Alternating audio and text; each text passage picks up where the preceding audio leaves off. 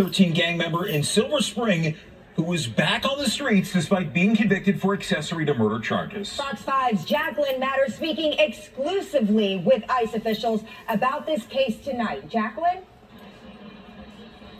Well, guys, this arrest comes after this illegal gang member spent months behind bars. Then he was released from jail, even though ICE had requested to take him into custody so he could be deported.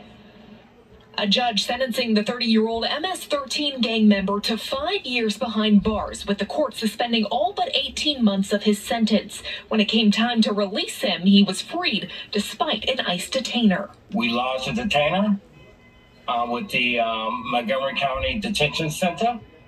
They actually called us and said they were not going to honor the detainer and advising us that they were releasing him. According to ICE, the gang member was here from El Salvador and crossed the border in 2006 as an unaccompanied minor. He was later reunited with his uncle in Washington, D.C. An immigration judge ordered him to be deported in 2007, but that never happened. Instead, he got involved with MS-13 in the DMV. What can you tell me about the prevalence of MS-13? Specifically in Montgomery County, Maryland? They're involved in everything, everything.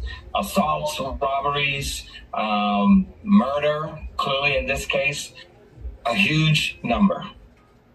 And it's just not Montgomery County. I mean, they're showing up in every county in the state of Maryland. Despite this man's conviction, he was released back onto the streets. Why? Well, ICE says it falls in line with sanctuary policies in jurisdictions like Montgomery County. Criminal enterprises are talking amongst themselves.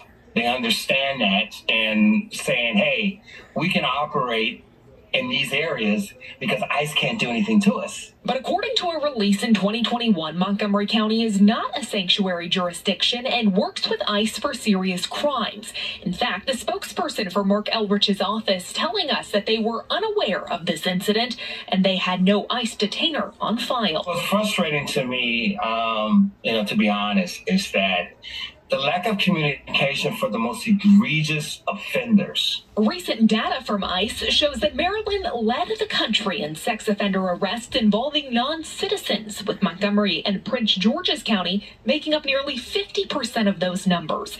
Maryland also trending number 2 in the country when it comes to gangs, behind LA. The numbers do not lie. Where is ICE? Well, ICE is not involved because the jurisdictions won't talk to us. They won't cooperate with us.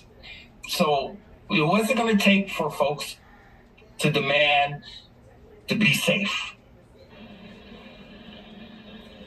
Now, ICE agents were able to find this gang member and rearrested him at his home in Silver Spring earlier this week. I am told he is currently in custody and in the process of being taken back to El Salvador.